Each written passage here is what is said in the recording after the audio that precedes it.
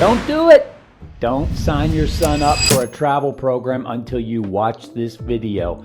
I list 10 things that you need to consider before committing to a program. Let's get started. Okay, hey everybody, it's Coach Mark here, and today I'm going to talk about how to choose the best travel program for your specific situation. So, I have a little background in this because I ran one of the top programs in the country. I started it back in 2006 and ran it for almost 2 decades. It's a long time. So I have a lot of experience in this, and I've obviously been out there with all the programs. I'm very familiar with them. So I think I can help you look at this maybe a little more analytically and make a really good decision. The reason is because I think it's important that you make sure that you are not wasting time in the wrong programs, okay? I'm not here to promote any one program over another at all. I'll do my best not to mention any names. It's not important. What's important is that you have a guide of how to make this decision. So, without further ado, let's get into it. I've got 10 points here. I'm going to cheat because I wrote them down. How to pick a travel program. Here's the first thing. What size program do you feel comfortable in? You know, you've got everything under the sun, from programs that have 1,000 teams or more, or you've got travel programs that are one team. Okay, they're not a program, they're a team. Okay, so program, team, you know, and a lot comes with that, and I'll sort of allude to that throughout this little training. So size of program matters. 2, reputation of the program. You should do your homework. Now, I should have mentioned this in the beginning, a little asterisk. I'm looking at this from a perspective of your son wants to play after high school, okay? In other words, if your son doesn't have any big aspirations in baseball, he wants to enjoy the game while he's young, play high school baseball, I don't think a lot of what I'm talking about really matters as much. I'm more talking about for parents and players that have a big goal. They want to play after high school, and let's just be specific. They want to play high-level baseball. They want to play, all college baseball is high level, but let's just say Division I. Because when I ask kids, you know, when I'm speaking around the country, how many of you want to play baseball in college, they all raise their hand, and I say, okay, where do you want to play? And he says, Vanderbilt. How about you? Miami. How about you? UCLA.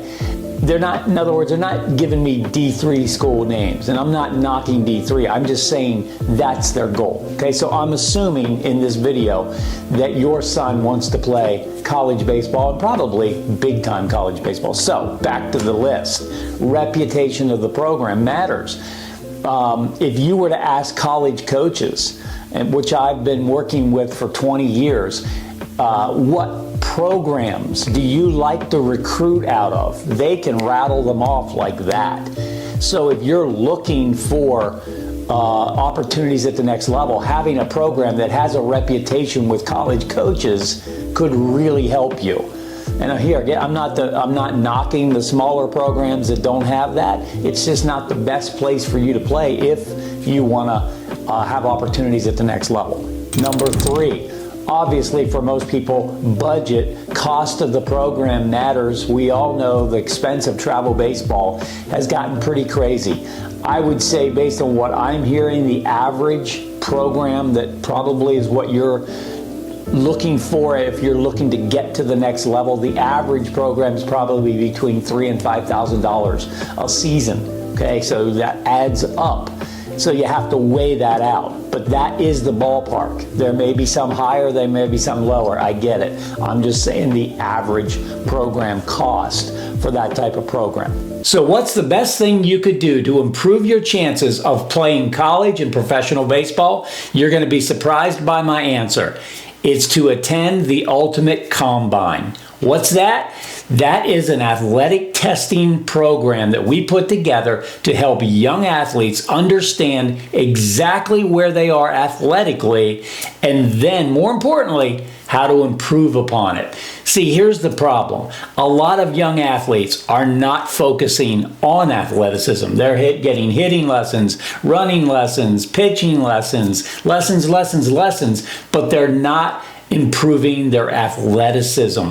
That is what college coaches are looking for. They are looking for the best athletes. So the Ultimate Combine will help you determine where you are athletically and then help you get better as an athlete. And oh, by the way, to add a little fun to this, the Ultimate Combine is a national competition. So you want to see how you stack up against other players your age? Come to the Ultimate Combine. We have a leaderboard, and the best of the best will be competing for a national championship. TheUltimateCombine.com. That's where you'll get more information.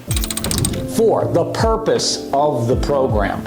It's a fair question to ask the owners of these programs or the directors of the programs. What is the purpose? Why are we doing this? What is your philosophy here? Like, why does this even exist? That's a fair question, and it has to match up with your purpose. Okay, so it's a good question to ask.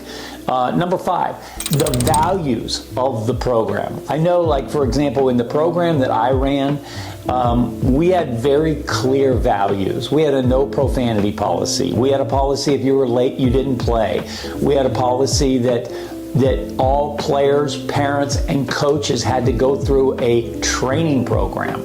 I mean, it was extensive, but we built a culture of excellence, and we attracted people that wanted those values. The other thing that was interesting about that is we repelled the people who didn't. In other words, if we state clearly we have a no profanity policy and every other word out of your mouth is a swear word, it's not going to be a good fit. Okay, so make sure you're checking out the values of the program, another fair question to ask, and make sure you align value-wise. Otherwise, it's going to be a big mismatch for you. Number 6, the success of the program. Now, when I say success, that leaves a lot of room for imagination. Okay, success could be how many national championships have you won, if that's really important to you.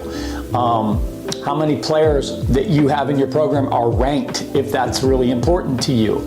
How many players have gotten scholarships, if that's important to you. Now, here's a little asterisk about that, though.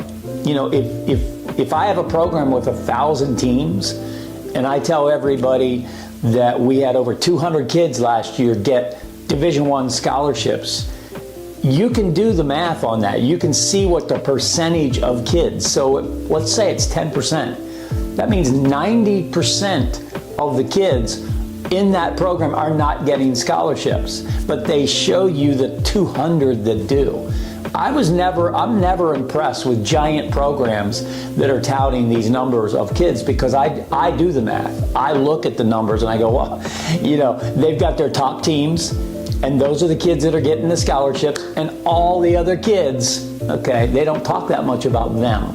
I'm not a big fan of that model, okay? So here again, I'm not trying to influence you one way or another. I'm just saying people get a little bit duped with a name on the chest because they heard all their players are playing in the ACC and the SEC. Well, they're not.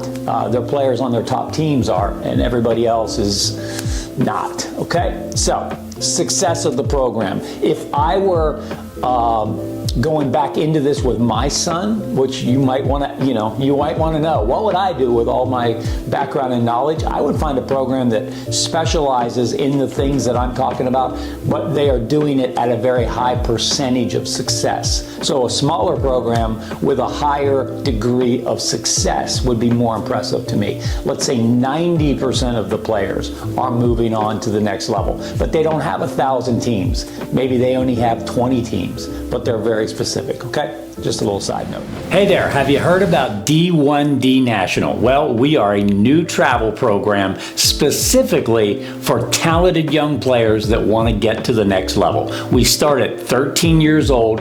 We recruit players from all over the country, help them develop, help them move on to the next level. So if you haven't checked D1D National out, go to our website, d1dnational.com.